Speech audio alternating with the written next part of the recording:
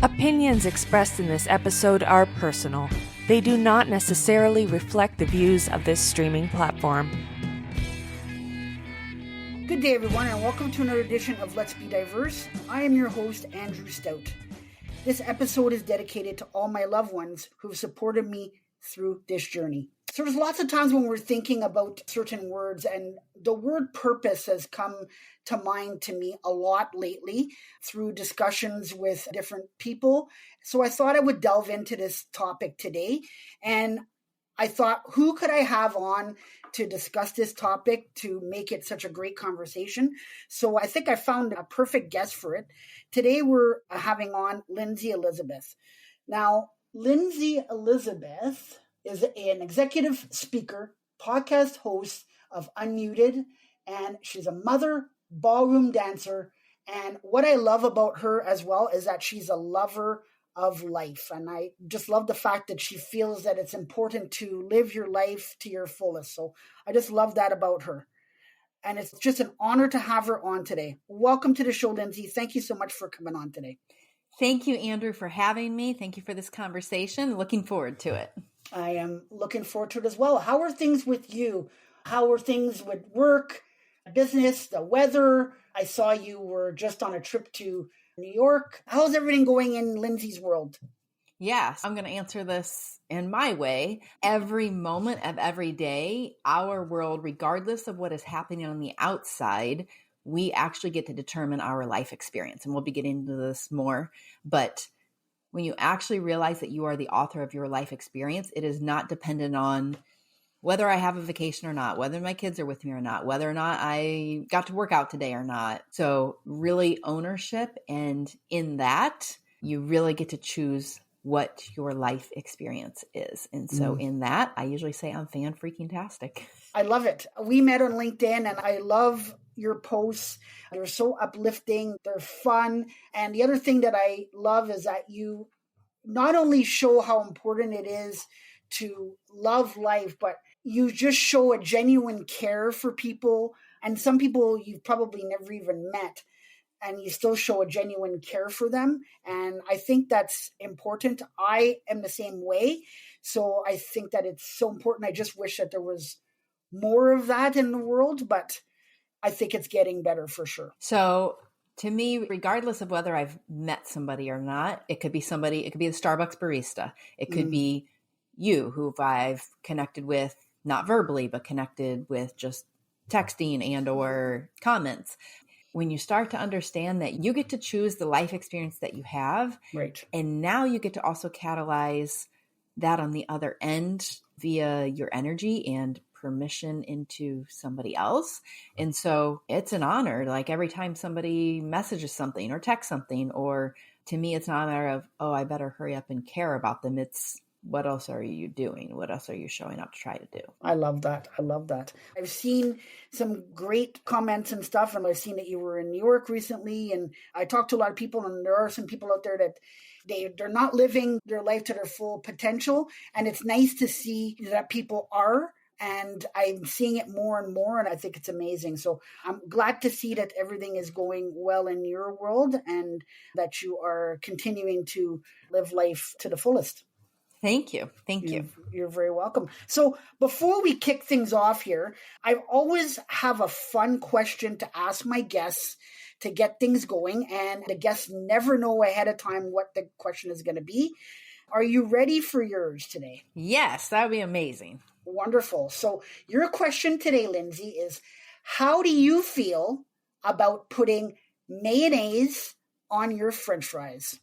Oh, I am not a fan. I am a fan sometimes of how mayonnaise tastes, but it never makes me feel good. And yeah, I know it's a common thing. I guess if it was going to be mayonnaise and French fries, it maybe would be tartar sauce. But yeah, I'm a pass. Sounds like it's a hard pass. Oh, yep, I'm a hard pass. Yep, maybe I'll try it. But yeah.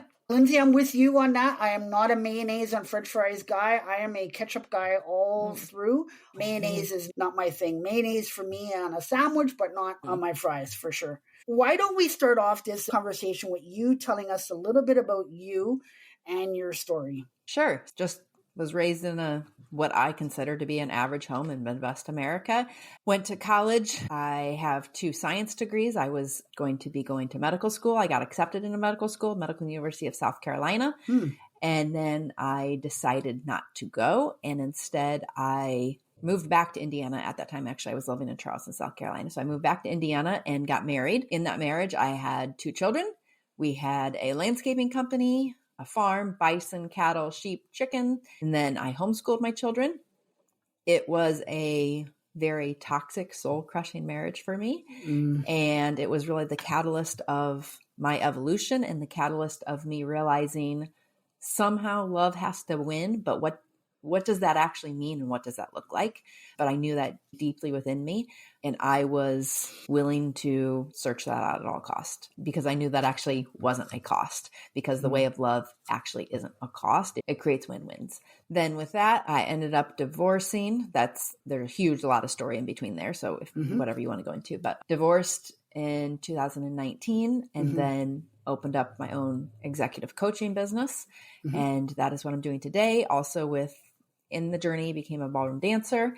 I was unwilling to remain where I was. I was unwilling to remain unchanged. I was unwilling to waste, per se, the second chance of life, of a new opportunity. And so I invested heavily in myself. That means monetarily, with time, energetically, resources, invested in, literally started my business from scratch. So we had a landscaping company, but I started this business with no contacts from scratch. And I've had clients as far as Abu Dhabi. My podcast is doing well, and it is a gift to connect, and it's a gift to have these expansive conversations.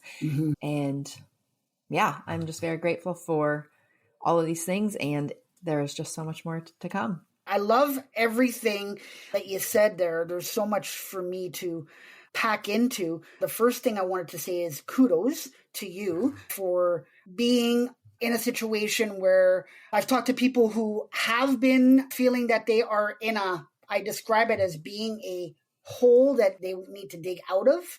And there are people that I've talked to that have dug out. And then there's people that I've been talking to recently who are trying to dig out of that hole. And it's mostly career based, where they just feel like they are in a situation where they don't feel that they have the skills or knowledge to move on somewhere because of schooling or whatever, or they just feel like they can't, but they have to stay where they are because they have to pay their bills. So kudos for you for figuring it out and adapting and taking the time to get to where you are now. And the second thing that I wanted to say is that I love the fact that you said you went to school and you studied something and you figured out, didn't like what you were going to study and you wanted to do something different.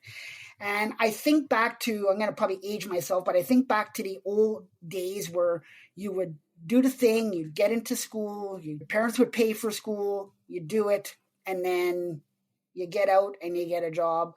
And probably most of those people probably got into those jobs, but they didn't want to make a change because they didn't feel it was right, or they were afraid to make a change because of people saying, you studied all these years of something particular, and now all of a sudden it's not what you want to do. Why did you study that in the first place?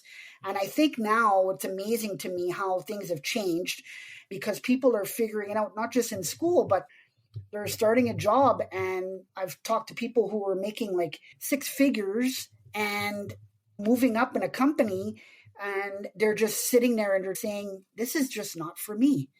And a lot of people would say, why is it not for you? You got a car, you got a company phone, company car, you make a good salary, you're able to travel. But in reality, yes, it's nice to have all that stuff, but it's amazing to me. And I'm so happy that people are figuring out what their passion is and what they really believe in, what they really want, and realizing that the money and the moving up and all that stuff is not the be all and end all. It's coming home after a day as work and being able to spend some time with your loved ones and having dinner and relaxing and not have to worry about that cell phone going off at 7 o'clock at night and you have to answer it. So I just love those 2 points that you mentioned. I will clarify something though. It was not that I did not love what I was doing. I loved medicine. I loved science. Oh, for sure. It definitely was for me a soul decision. It was a choice. Oh, yeah. And so to just marry my experience with what it is that you're saying, some people do want the security of I come home and I just sit down and I do these things. Right. I mean, I spend my evenings at the dance studio lots of times. So Right. that's not my choice. That's not what I want. And I was at this crossroads of, do I go back to Indiana or do I stay in Charleston, South Carolina? Right. And so I really did some deep soul searching and actually bet on myself in a profound way. I've never regretted not going to medical school, but it wasn't that medicine wasn't working for me or science wasn't working for me. That moment was a place of, there's 2 things that I 100% want to say yes to, but I can't in the scenario that I can see in my head right now. Could I have stayed, went to medical school, and maybe I would have ended up marrying him? Maybe not. I'll never know that. I don't go through that tug of war. But to really help someone who is in this place, and when I say bet on yourself, and when I say take a risk on yourself, what I mean is we often stay muted to the truths that are available and the truths that actually are emerging in our lives, as opposed to when we stay muted to those, they're silent. Right. We're not able to hear the truth of our own soul and what actually is available for us. Right. And to your point, to ask yourself, maybe everybody doesn't want this big, beautiful, expansive life like I do. I'm not available for anything less than that. But for somebody else, maybe they have a different vision for their life. And that is their version of big, beautiful, and expansive. Yeah.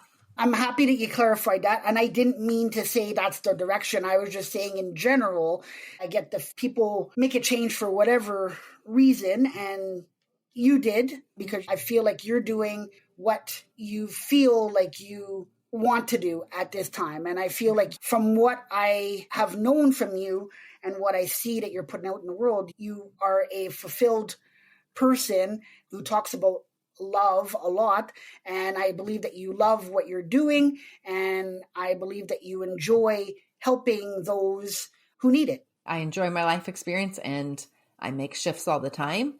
Sometimes it's not necessarily because I'm not enjoying the thing, but it's because we really actually get to explore and expand.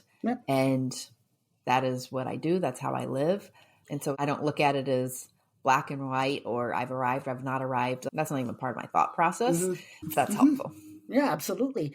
So I'd love for you to explain to us, in your opinion, what does the word purpose mean to you? So I think a lot of times when we're talking about purpose, people are quote unquote searching for their purpose because they feel a void. They feel something is missing.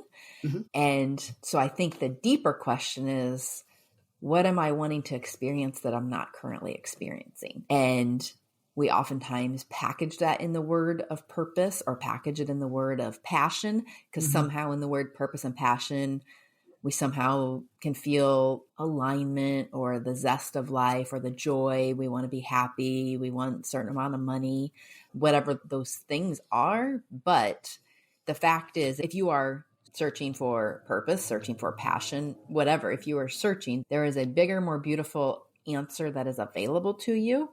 And that's really the undercurrent of that. Okay. I love that when you say people are searching for their purpose. And do you think that it's, when you say searching for purpose, I know we talked about it a little bit before, is it necessarily they think that something is wrong? Or could it be, we talked about adapting, is it just that they need to figure out their purpose to adapt? So purpose is something I literally don't even think about within my own context of my own life experience. Okay. I think there's a lot of words that we use to try to use as a puzzle piece to the thing our soul already knows about us. And when we actually unmute and allow ourselves to evolve and to explore, now you're not trying to fit into any preconceived box. You literally, like, we all have the awake awareness within us. If I did exploratory surgery on Andrew, or if I did exploratory surgery on Linzy, we couldn't find Linzy. We couldn't find Andrew. And yet, if both of us died right now, our bodies would be there, but we are gone. Like the essence of us isn't available. in different religions say different things about that, but that's spirit. That literally is the essence of you. And it's like a slippery watermelon seed. We can't put our finger on it. We try to put it in a box. We try to pick it up. We try to encapsulate what is that. But that is first and foremost, that is Linzy. And then here I am. I'm in this body package. Oh, it's fun for me to ballroom dance. So I enjoy that and I enjoy the process of it. And so to me, when you are aligned with the truth of who you are, the word purpose, in my experience and in the work that I'm doing, the word purpose just seems to, it's trying to package something up that's not packageable. Okay. Does that kind of make sense? Yeah, it totally makes sense for sure. So I know you mentioned that you don't use that word in your thoughts, but how do people figure out what their purpose is in your thoughts? Yeah, a little acronym that you can use. It starts with you, Y-O-U. Literally, the Y is yes, I am willing, meaning whether I'm searching for my purpose, my passion, to acknowledge, yes, I'm willing to accept and name that something is no longer working. And I am willing to show up for the journey, the process, this moment, literally, because I'm willing to make changes. I'm willing to have a different life experience. I'm willing to set out on this journey and explore and have fun and cry and laugh and experience things because once again, something isn't working here. Something needs fixed. Something maybe doesn't need fixed, just needs left. It literally starts with Y-O-U. Then the O is ownership. When you really own that moment. So yes, I'm willing. So it begins with me and then yes, I'm willing. And now I'm going to take complete ownership of me and my life in this moment. For example, in my marriage, because all the things that were happening, it was really easy to finger point and say, he's doing this or this is what's happening. And once you start to realize, it was almost like God was pointing a finger back to me and saying, that's great, Linzy. That's great that he's doing those things. But are you okay with being like that? Are you okay with being bitter? Are you okay with...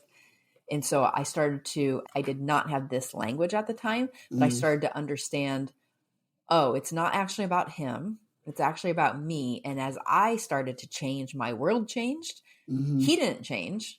It's not like all of a sudden it was a bed of roses or something. And that's not that. But as I started to change, now I started to see everything differently. And when you take that ownership of you in your life, regardless whether it's marriage, job, you just feel restless, you feel aggravated all the time, you feel mildly depressed, you feel whatever it is that's happening. You might not know what's happening, but you do know what's happening in the fact that this experience isn't working, that there is something different available.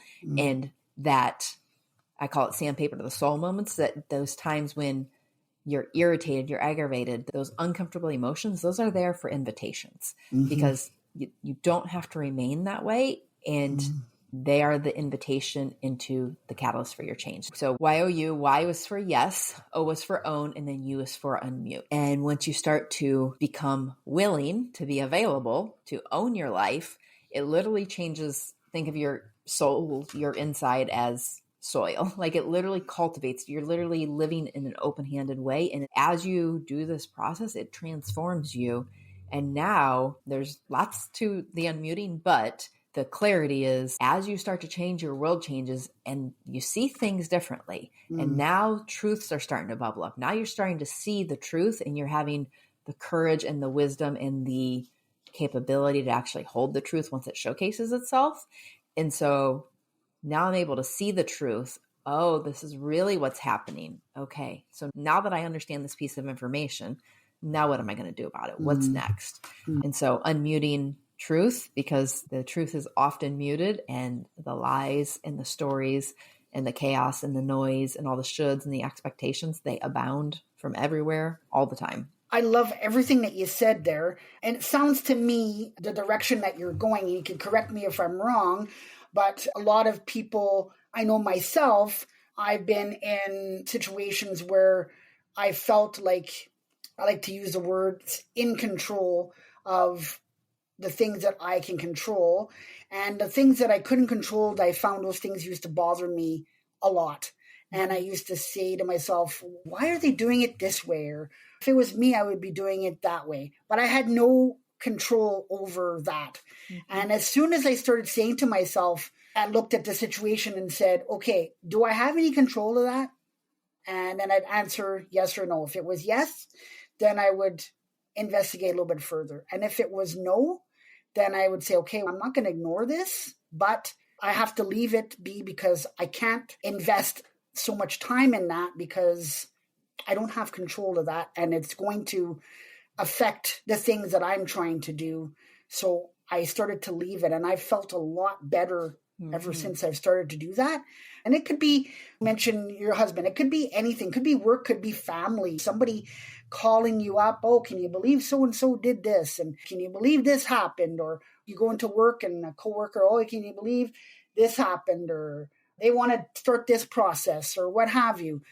And then you get invested in it because you're like, okay, now I'm upset because you involved me. But like I said, once I've changed my thought process, I listen with pause in those situations because I can't change anything like that. But I know that those people need to air out what they want to air out.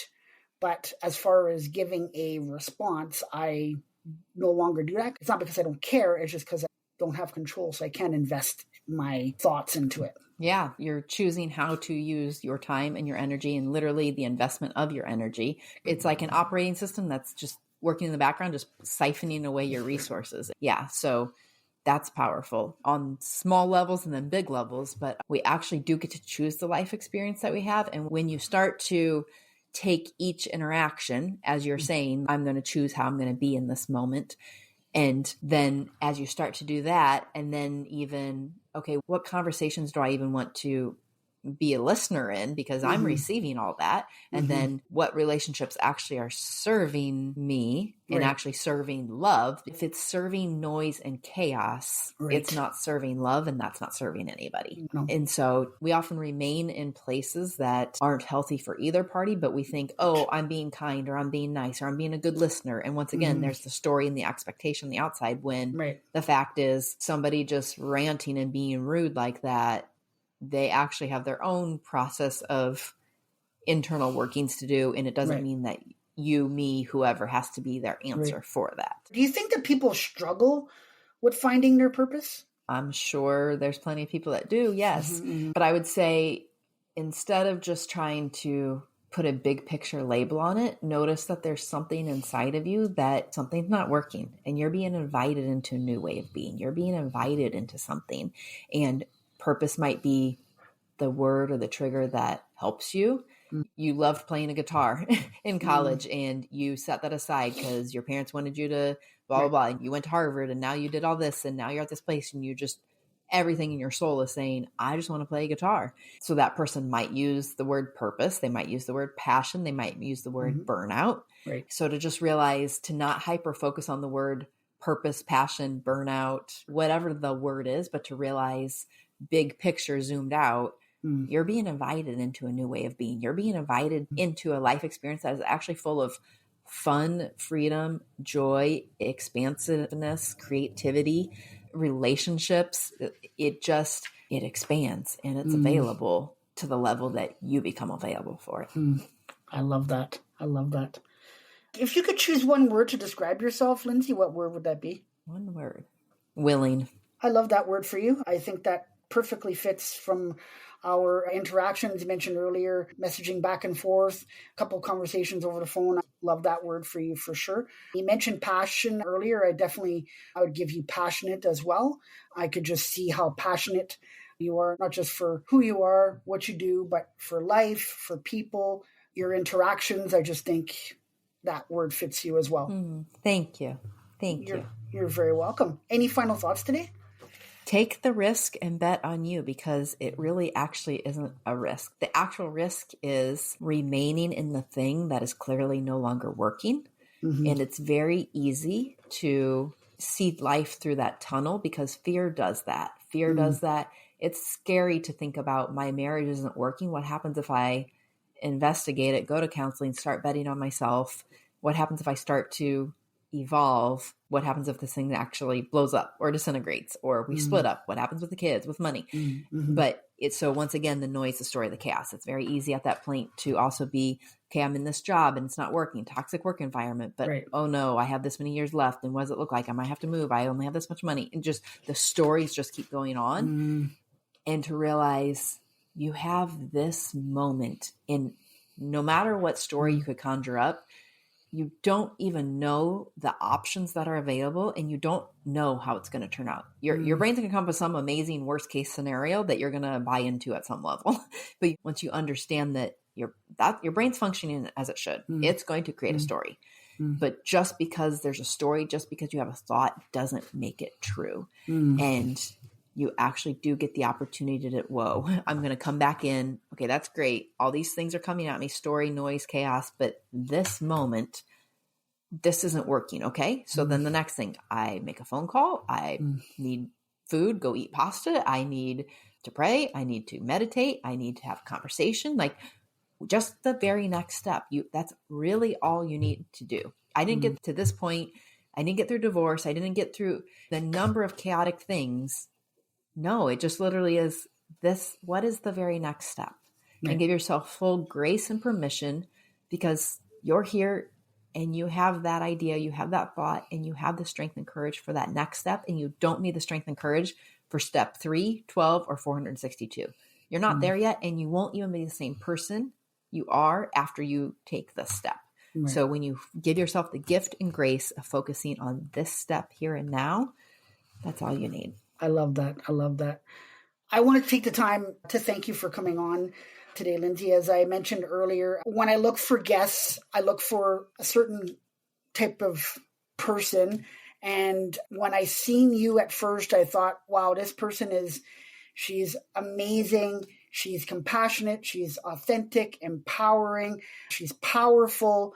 And I just thought, what a great person to have on as a guest. And I just want to say thank you for coming on today. I feel fortunate not just to have you on today, but to be a connection of yours. I love seeing what you're doing and how you're helping people. And just know that your words have helped me along the way as well. So I appreciate you. Thank you for that so much. Very much. You're very welcome. On behalf of myself and my guest today, Linzy, I'd like to thank you all for listening. And until next time, be safe. And remember that if we all work together, we can accomplish anything. You have been listening to Let's Be Diverse with Andrew Stout. To stay up to date with future content, hit subscribe